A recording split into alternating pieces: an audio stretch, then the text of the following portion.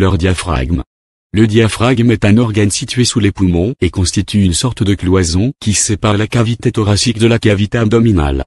Il est composé de muscles qui permet aux poumons de bien se remplir et de se vider correctement. C'est un muscle inspirateur de la respiration. Il s'abaisse à l'inspiration quand nos poumons se remplissent d'air. Et quand nous expirons, il se contracte, les poumons se rétrécissent et l'air est expulsé. Il peut arriver d'avoir des douleurs au niveau du diaphragme. Découvrez-en plus sur la douleur du diaphragme maintenant. Douleur diaphragme, les maladies du diaphragme. Il est impossible d'avoir mal au diaphragme. Car l'expression de cette douleur cache une maladie qui touche un autre organe tel que l'estomac, le cœur, la vésicule biliaire ou le pancréas. Puisque ces organes sont proches du diaphragme, la personne peut avoir l'impression qu'elle a mal au diaphragme. Mais le diaphragme est un organe tellement indispensable au souffle et à la respiration que lorsqu'il devient fragile les conséquences peuvent s'avérer graves. Parmi les maladies du diaphragme, il y a la myopathie. La myopathie est une maladie liée à des désordres de fonctionnement des muscles qui sont la plupart du temps d'origine génétique. Chez certains, la myopathie peut toucher plusieurs de leurs muscles comme ceux des mains, du visage. Il peut causer chez eux des difficultés à articuler, à enchaîner les phrases surtout lorsqu'ils sont épuisés. La maladie atteint aussi certains muscles respiratoires.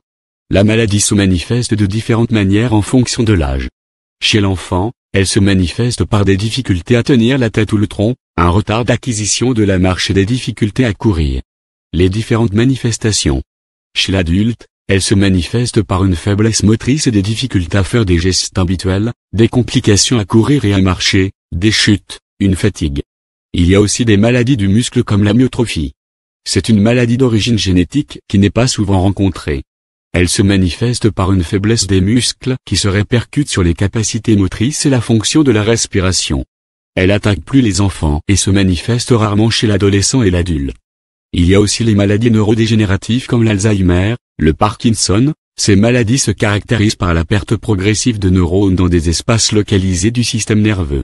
Elles entraînent ainsi des complications cognitives, motrices ou perceptives. Elles peuvent conduire à la mort.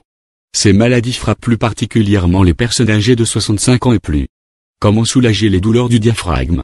Pour soulager ces douleurs des organes proches du diaphragme, vous pouvez masser le bord du diaphragme, situé juste sous les côtes, avec le bout des doigts contenant de l'huile en respirant doucement et profondément.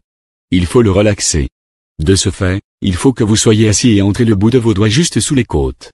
Vous vous penchez vers l'avant en les enfonçant progressivement. Si malgré tout cela la durée des douleurs persiste et devient insupportable, il faut aller consulter un médecin.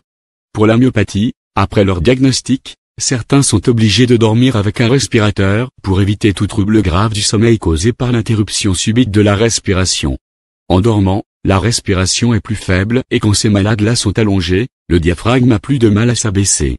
De ce fait, cela va se répercuter sur la fréquence de la respiration. Comme il est dit plus tôt, il n'existe pas de douleur au diaphragme. Ce sont les organes proches qui font mal.